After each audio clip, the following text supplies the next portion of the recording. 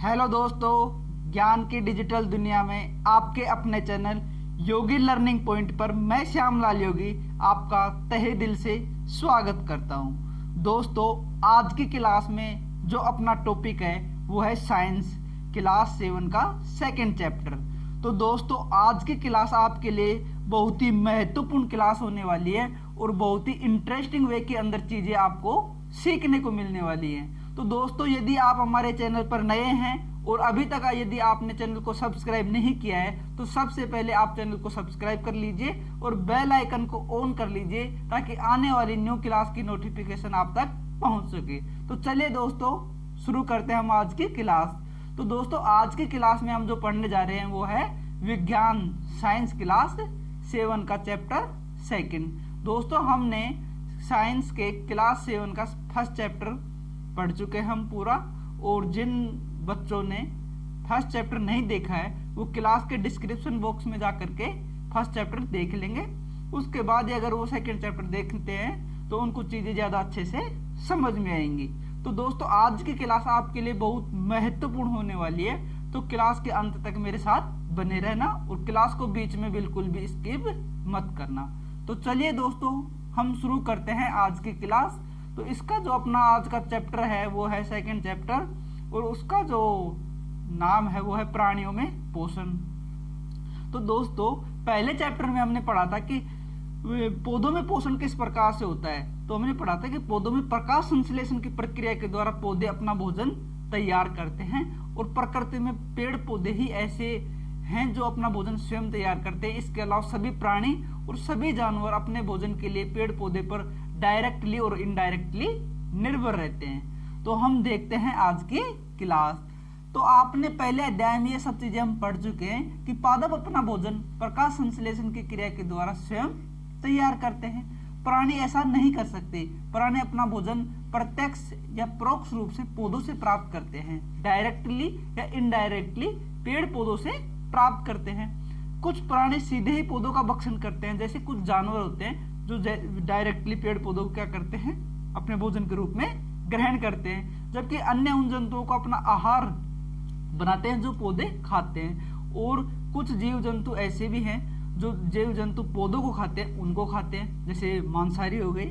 और कुछ जंतु जो पौधे जंतु दोनों को खाते हैं वो क्या कहलाते हैं, शाकाहारी कहलाते हैं। और जो पेड़ पौधों को ही खाते हैं वो क्या कहलाते हैं, पादप उत्पाद खाते हैं वो क्या कहलाते हैं, शाकाहारी कहलाते हैं। ठीक है, इतनी जानकारी हमने पहले चैप्टर में ग्रहण कर ली थी। अब देखते हैं खाद्य ग्रहण की विभिन्न विधियां। खाद्य पदार्थ ग्रहण करने की, शरीर के अंदर लेने की बहुत सारी विधियां हैं, अलग अलग विधियां हैं। भोजन अंत ग्रहण की विधि विभिन्न जीवों में भिन्न भिन्न होती है, और हर प्रकार के जीवों में, हर प्रकार के प्राणियों में अलग अलग प्रकार से भोजन ग्रहण करने की प्रकृति होती है। जैसे मधुमक्खी मरमर पक्षी है, हमिंग बर्ड जो पौधों का मकरकंद चूसते हैं। जैसे फूल पत्ती वाले पेड़ पौधे होते हैं तो उनका जो मीठा रस, मकरकंद का मतलब होता है मीठा रस, उसको चूसते हैं। जैसे मधुमक्खी होती है अपने छाते के अंदर मकरंद को चूस करके इकट्ठा कर लेती है।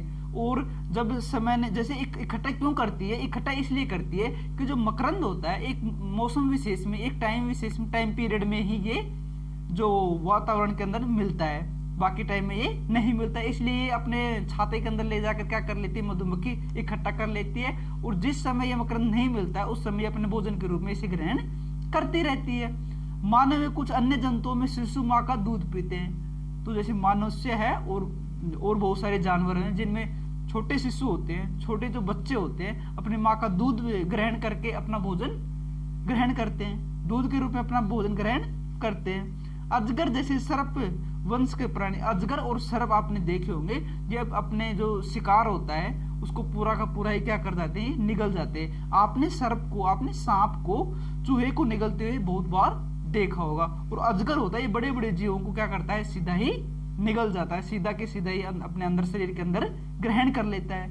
कुछ जलीय जीव प्राणी अपने आसपास पानी में तैरते हुए खाद्य कणों को छान कर उनका भक्षण करते हैं। जो जलीय प्राणी होते हैं, जल के अंदर जो जीव रहते हैं, तो वो जीव क्या करते हैं, पानी के अंदर तैरते हुए कुछ खनिज लवण होते हैं, ठीक है, तो उनको अपने शरीर के अंदर क्या करते हैं, छान करके, उनके अंदर छानने की कुछ लगे हुए होते हैं, उनके शरीर के अंदर ही कुछ जालिकाएं लगी हुई होती हैं, और वो उनको क्या करते हैं, अपने शरीर के अंदर ग्रहण करते हैं और उनको भोजन के रूप में ग्रहण करते हैं, उनके भोजन के रूप के अंदर लेते हैं। तो ये होते हैं कुछ प्रोसेस होती है भोजन को अपने शरीर के अंदर ग्रहण करने की। अब देखते हैं मनुष्य में पाचन, मनुष्य के अंदर जो डाइजेशन सिस्टम होता है वो किस प्रकार से काम करता है, कौन कौन से अंग उसके अंदर भाग लेते हैं, इन सब के बारे में हम आगे चर्चा करेंगे।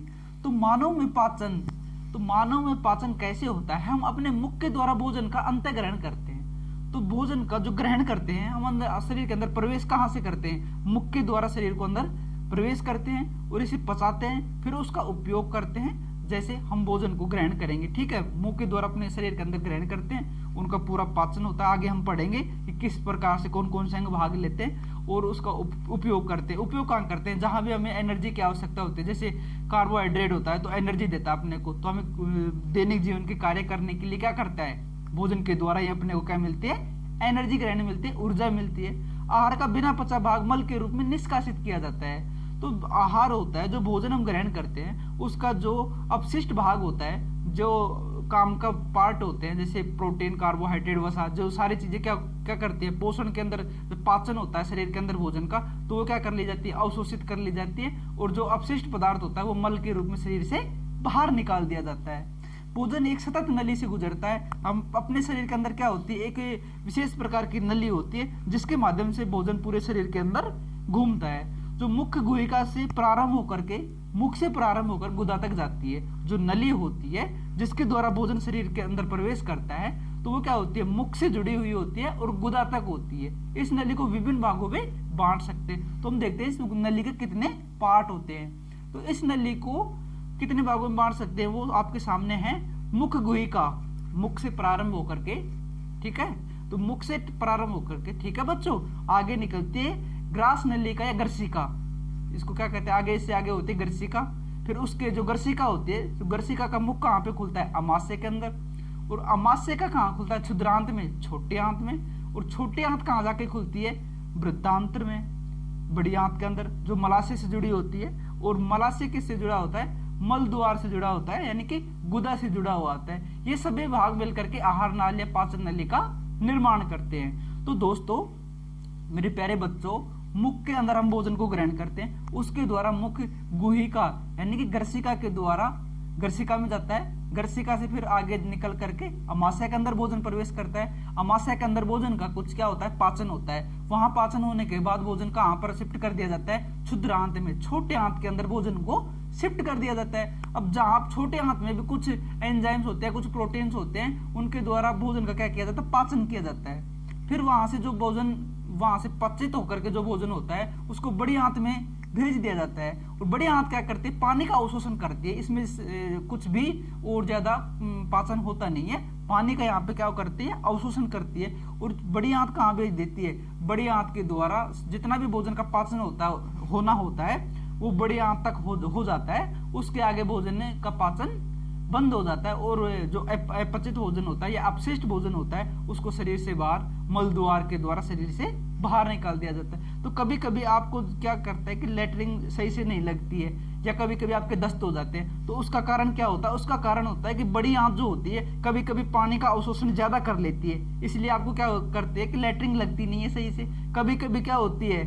पानी का अवशोषण कम करती है, इसलिए आपके क्या लग जाते हैं? दस्त लग जाते हैं। तो ये होता है बड़ी आंत का काम, ठीक है बच्चों। तो ये सभी भाग मिलकर के क्या मिलते हैं? आहार नाल बनाते हैं, यानी कि पाचन नली का निर्माण करते हैं।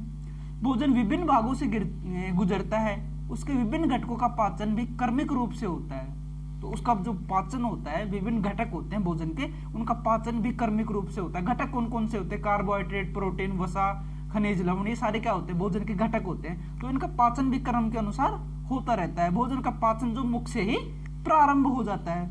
अमाशय के आंतरिक भित्ति, क्षुद्रांत तथा आहार नाल से संबंध विभिन्न ग्रंथियों जैसे कि लाला ग्रंथि, यकृत, अग्नाशय, पाचक रस स्रावित करते हैं। तो इनसे क्या होता है? पाचक रस होते हैं और भोजन के अंदर मिलते हैं। भोजन के अंदर मिलने के बाद क्या होता है? वो भोजन के अंदर भोजन का क्या करते हैं? पाचन करते हैं। पाचक रस जटिल पदार्थों को उनके सरल रूप में बदल देते हैं। पाचक रस होते हैं भोजन के अंदर मिलकर के जो कॉम्प्लेक्स फॉर्म होती है उसको सिंप्लेक्स फॉर्म के अंदर क्या करते हैं? चेंज कर देते हैं। आहार नाल एवं संबंध ग्रंथियां मिलकर के पाचन तंत्र का निर्माण करती हैं। आहार नाल और जो अन्य ग्रंथियां होती हैं सब मिलकर के एक पाचन तंत्र डाइजेशन सिस्टम का क्या करती हैं, निर्माण करती हैं। आगे देखते हैं, एक कुछ अद्भुत सत्य है कि जो स्टार फिश होती है ये क्या करते हैं, कैल्शियम कार्बोनेट के कठोर कवच वाले जंतुओं का आहार करती है। तो स्टार फिश क्या होती है, तारा मछली होती है। तो समुद्र के अंदर कैल्शियम कार्बोनेट का कठोर कवच बने हुए कुछ जीव होते हैं जिनके ऊपर क्या बना होता है, कैल्शियम कार्बोनेट का एक कठोर कवच बना होता है।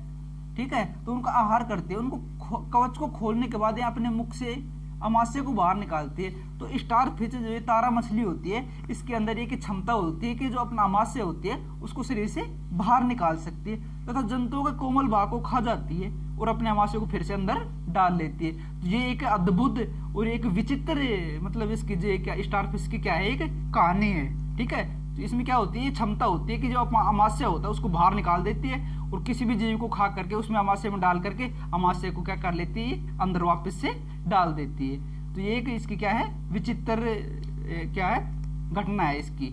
पोषण एक जटिल प्रक्रम है जिसमें शामिल है जो मनुष्य के अंदर पोषण की प्रक्रिया होती है, भोजन ग्रहण करना, पाचन करना, अवशोषण करना, स्वांगीकरण करना और निष्कासन करना।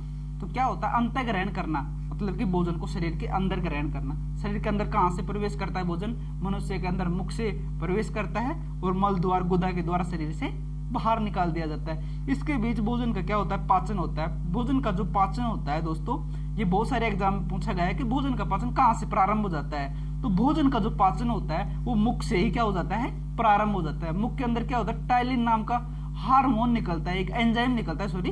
तो वो एंजाइम क्या होता है, भोजन का वहां से पाचन प्रोटीन जो होती है उसका क्या कर देता है, पाचन शुरू कर देता है। तो आपने कभी कभी ये नोटिस किया होगा, ये आपने ध्यान दिया होगा कि कभी कभी हम खुरदरा भोजन खाते हैं लेकिन वो हमारे अंदर जाकर के चुभता नहीं है। क्यों नहीं चुभता, इसका कारण ये है कि कितना भी हम खुरदरा या कठोर भोजन अपने मुख में अंदर लेते हैं, शरीर के अंदर ग्रहण करते हैं, तो उसके अंदर क्या कहते हैं, कुछ पाचन एंजाइम या कुछ रस आकर के उसमें मिल जाते हैं और भोजन को क्या कर देते हैं, भोजन को लसलसा बना देते हैं ताकि वो भोजन शरीर के अंदर जाकर के अपने चुभे नहीं। तो आपने बहुत सारी कठोर चीजें भी खाते हो, जैसे बहुत सारी मूंगफली है, बहुत सारी चीजें हैं जो कठोर होती हैं लेकिन शरीर के अंदर जाकर क्या करती है, वो उनके अंदर एक रस मिल जाता है, एंजाइम आकर के मिल जाते हैं, वो भोजन को क्या कर देते हैं, लसलसा बना देते हैं।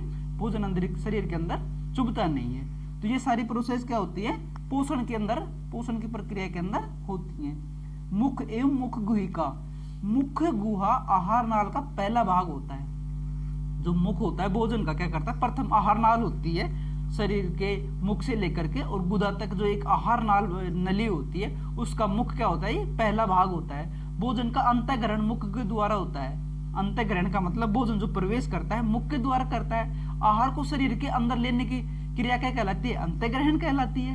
हम दांतों की सहायता से भोजन चबाते हैं तथा यांत्रिक विधि द्वारा उसे छोटे छोटे टुकड़ों में पीस डालते हैं। कुछ विधि उसको काट काट करके क्या करते हैं, यांत्रिक विधि के द्वारा छोटे छोटे पीस से बना देते हैं। हमारे दांतों के आकृति भिन्न भिन्न तथा उनके कार्य भी भिन्न भिन्न है, इसके अनुसार अलग अलग नाम दिए गए हैं। तो हमारे दांत होते हैं वो अलग अलग क्या होते हैं, उनके कार्य भी अलग अलग होते हैं और उनके नाम भी अलग अलग होते हैं। जो सामने का अपने दांत होते हैं उनको क्या कहते हैं, कृतक दांत कहते हैं। जो साइड के सामने के दो चार दांत होते हैं उनके बराबर दो दो दांत दोनों साइड में होते हैं, उनको क्या कहते हैं, रदनक दांत कहते हैं। उनसे आप पीछे और होती हैं, जाड़ होते हैं, उसको अगर चर्वणक कहते हैं। और जो लास्ट में जो जाड़ होती है, जिनको जाड़ बोलते हैं, लास्ट में जो दांत होते हैं उनको बोलते हैं चर्वणक।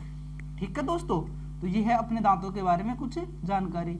दूध के दांत तथा स्थायी दांत, तो जब बच्चा जन्म लेता है तो उसके 3 से 4 साल बाद दांत उगना क्या होते हैं, प्रारंभ होते हैं और 8 वर्ष की आयु तक वो दांत क्या होते हैं, फिर वापस से टूट जाते हैं और फिर दोबारा से उनके क्या होते हैं, दांत उगना प्रारंभ होते हैं, दांत निकलना क्या होता है, प्रारंभ हो जाता है। तो हमारे दांतों का प्रथम सेट शिशु काल से निकलता है तो लगभग 8 वर्ष की आयु तक ये सभी दांत गिर जाते हैं। जितने भी दांत जो दूध के दांत होते हैं वो दांत गिर जाते हैं, इन्हें दूध के दांत कहते हैं। इन दांतों के स्थान पर दूसरे दांत निकल जाते हैं जिन्हें स्थायी दांत कहते हैं। जब ये दांत टूट जाते हैं तो इनके बाद आपके स्थायी दांत निकल आते हैं। सामान्य व्यक्ति के स्थायी दांत पूरे जीवन भर रहते हैं तथापि वृद्धावस्था में गिरने लगते हैं। जब आप बुजुर्ग हो जाते हो या 60 से 70 साल की उम्र में आप चले जाते हो तो उस टाइम क्या होता है, ये दांत धीरे धीरे क्या होना, गिरना शुरू हो जाते हैं। और 25 से 24 की उम्र में पूरे दांत 32 के 32 निकल करके आपके आते हैं। अभी आपके पूरे दांत आए नहीं होंगे। अभी अगर आप 7वीं क्लास में पढ़ रहे हो तो आपके 24 से 25 दांत अभी तक आए होंगे। ठीक है दोस्तों। अब है जीभ। अब जीभ का क्या काम है? जीभ एक मांसपेशी अंग है जो पीछे की ओर मुख गुहा के उदर तल से जुड़ी रहती है। इसका अग्र भाग स्वतंत्र होता है और किसी भी दिशा में मुड़ सकती है। तो जीभ का काम क्या है? पाचन पोषण की प्रक्रिया होती है, उसके अंदर जीभ का काम क्या होता है? जैसे हम सब्जी बनाते हैं तो सब्जी बनाते टाइम में जो चमचा होता है, तो चमचे का काम क्या होता है? सब्जी को हिलाने का काम होता है। वही काम अपने शरीर के अंदर जीभ करती है। जीभ क्या करती है? भोजन, जो अपने मुख के अंदर हम भोजन लेते हैं तो उसको घुमाने का काम क्या करती है? जीभ करती है। और जीभ के ऊपर क्या होते हैं? स्वाद कलिकाएं होती हैं, जो आपको ये दिखाई दे रही होंगी। ये क्या है? स्वाद कलिकाएं हैं। खट्टा, मीठा, खारा, कड़वा, ठीक है, तीखा, ये सारे स्वाद का पता हमें कैसे लगता है? जीभ के द्वारा। इन यहाँ पे क्या होती है? छोटी छोटी कलिकाएं होती है जिनके माध्यम से हमें पता चलता है कि ये चीज खट्टी है, ये खारी है, ये मीठी है, ये तीखी है। ठीक है बच्चों। इसके अतिरिक्त यह भोजन में लार को मिलान का कार्य करती है तथा निगलने में सहायता करती है। मतलब कि चमचे का काम करती है। जैसे चमचा सब्जी को हिलाने के काम आता है, उसी तरह अपनी जो जीभ भी होती है वो क्या करती है? भोजन को हिलाने का काम करती है। जीभ के ऊपरी सतह पर स्वाद कलिकाएं होती हैं जिनकी सहायता से हमें विभिन्न प्रकार के स्वाद का पता चलता है। ठीक है बच्चों। भोजन नली ग्रसिका, मुख का पिछला हिस्सा होता है जो ग्रसनी कहलाता है। मुख का पिछला हिस्सा, जैसे मुख है, उसके बाद में आपके जो गला होता है, यहाँ पर क्या होती है? यहाँ पर होती है ग्रसनी। ग्रसनी के द्वारा भोजन क्या करता है? अमाशय में प्रवेश करता है। मुख गुहा से लार युक्त भोजन ग्रसनी में, ग्रास नली में पहुंचता है। यह एक लंबी नली होती है जो अमाशय में खुलती है। ये अमाशय में जाकर के खुलती है। भोजन मुख में आया, मुख से सीधा थोड़ा कुछ पाचन होता है मुख के अंदर भोजन का, उसके बाद वहां से सीधा कहा जाता है ग्रास नली में जाता है। ग्रास नली से अमाशय के अंदर जाता है। ग्रसिका की भित्ति के संकुचन से भोजन के नीचे की ओर सरकता जाता है, जिसे कर्मांकुंचन क्रिया कहते हैं। ग्रसिका में क्या होता है? अब आप सोचोगे कि भोजन नीचे प्रवेश कैसे करता है, चलता कैसे रहता है, आगे कैसे रहता? तो ये एक संकुचन की प्रक्रिया होती है, कर्मांकुंचन की क्रिया होती रहती है, जिसके द्वारा भोजन आगे की तरफ चलता रहता है। यहाँ कोई पाचन क्रिया नहीं होती है। जो ग्रास नली होती है, इसके अंदर भोजन में किसी प्रकार का कोई पाचन नहीं होता है। वमन या उल्टी, कभी कभी हमारा अमाशय खाए हुए भोजन को स्वीकार नहीं करता, फलस्वरूप वमन द्वारा उसे बाहर निकाल दिया जाता है। तो कभी कभी आपको उल्टी हो जाती है, यानी कि वमन ये विज्ञान का वर्ड है, उल्टी हो जाती है। तो उल्टी क्यों होती है? अमाशय के द्वारा भोजन को क्या किया जाता है? वहां पर उसको ग्रहण नहीं किया जाता। किसी प्रकार की अगर आपने विचित्र भोजन खा लिया हो किसी प्रकार का, या कोई ज्यादा भोजन खा लिया हो, तो अमाशय उसको क्या करता है? उसको डाइजेस्ट नहीं कर पाता और उसको क्या करता है? बाहर निकाल देता है। तो मुख के द्वारा उसको बाहर निकालना क्या कहलाता है? मुख के द्वारा अगर हम भोजन को बाहर निकालते हैं तो वो क्या कहलाता है? उल्टी कहलाता है। अगर गुदा के द्वारा बाहर निकालते हैं तो उसको मल कहते हैं। अब है हमारा अमाशय। अमाशय जो होता है वो क्या होता है? मोटी भित्ति वाली एक थैली नुमा संरचना होती है। यह चपटा एवं अंग्रेजी वर्णमाला के जे आकृति का होता है। ये जो आपको दिखाई दे रहा है क्या है? अंग्रेजी वर्णमाला के जे आकृति का होता है। आहार नाल का सबसे चौड़ा भाग होता है। जो आहार नाल होती है उसका सबसे क्या होता है? ये चौड़ा भाग होता है। यह एक और ग्रसिका नली से खाद्य प्राप्त करता है तो दूसरी ओर क्षुद्रांत में खुलता है। जो भोजन मुख के द्वारा ग्रास नली के द्वारा अमाशय के अंदर भेज दिया जाता है, और अमाशय के अंदर भोजन का कुछ पाचन करके, कुछ जो भोजन के घटक होते हैं उनका पाचन होता है, और उसके बाद ये जो भोजन बचा हुआ भोजन होता है, पचित भोजन होता है, उसको कहाँ भेज दिया जाता है? क्षुद्रांत में, यानी कि छोटे आंत में यहाँ से क्या कर दिया जाता है? ट्रांसफर कर दिया जाता है। अब अमाशय में पाचन, अमाशय किस कैसे होता है? पाचन की क्रिया कैसे होती है? अमाशय का आंतरिक स्तर होता है, आंतरिक सतह होती है। इसमें क्या होता है? हाइड्रोक्लोरिक अम्ल होता है, तब पाचक रस स्रावित करता है। अमाशय के अंदर बहुत ही इंपॉर्टेंट चीज है ये कि हाइड्रोक्लोरिक अम्ल निकलता है इसके अंदर, ठीक है, और इसमें पाचक रस स्रावित करता है। ये श्लेष्म में अमाशय के आंतरिक स्तर को सुरक्षा प्रदान करता है। जो ये हाइड्रोक्लोरिक अम्ल होता है, जो अमाशय को क्या करता है? एक सुरक्षा प्रदान करता है। इसकी जो दीवारें होती है, इनकी सतह होती है, इनको क्या करता है? ये एक क्या करता है? सुरक्षा प्रदान करता है। ये माध्यम को अम्लीय बनाता है, जिसमें पाचक रसों का क्या क्रिया करने में सहायता मिलती है। जो पाचक रस होती है उसके जो माध्यम होता है, उसका जो मीडियम होता है, उसको क्या करता है? ये अम्लीय बनाता है, जिससे वहां के पाचक रस होते हैं उनको क्रिया करने में सहायता मिलती है। पाचक रस प्रोटीन को सरल पदार्थों में विघटित कर देते हैं। तो अमाशय के अंदर पूछ लिया जाए तो सबसे ज्यादा प्रोटीन का अगर पाचन होता है पूरी तरह से, तो कहां पर होता है? अमाशय के अंदर होता है, अमाशय के अंदर जो जठर रस होते हैं वो प्रोटीन को सरल पदार्थों के अंदर विघटित कर देते हैं।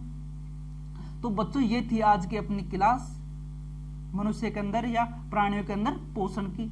तो इसके अंदर पूरा प्रोसेस क्या था कि सबसे पहले हम भोजन ग्रहण करते हैं। अगर मनुष्य के डाइजेशन सिस्टम के बारे में हम बात करें तो हम भोजन ग्रहण करते हैं। सबसे पहले जो भोजन अंतःग्रहण की प्रक्रिया होती है जो हमारे मुख से होती है, हम मुख के अंदर भोजन को ग्रहण करते हैं। मुख के अंदर कुछ पाचक एंजाइम्स निकलते हैं, भोजन के अंदर मिलते हैं, भोजन को क्या कर देते हैं, भोजन को लसलसा कर देते हैं और कुछ घटकों का यहाँ पे क्या होता है, पाचन हो जाता है। उसके बाद भोजन ग्रास नली के द्वारा भोजन कहां पर, अमाशय के अंदर पहुंचा दिया जाता है। जब भोजन अमाशय के अंदर पहुंच जाता है तो वहां पर क्या होता है, भोजन अमाशय के अंदर भी क्या होता है, वहां पर थोड़ा बहुत उसका क्या होता है, डाइजेशन होता है। अब इससे आगे की चीजें हम अगली क्लास में पढ़ेंगे। तो बच्चों कैसी लगी आज की क्लास आपको? आई होप आज की क्लास आपको बहुत अच्छी लगी होगी, और अच्छी लगी हो तो कमेंट बॉक्स में कमेंट करके जरूर बताना।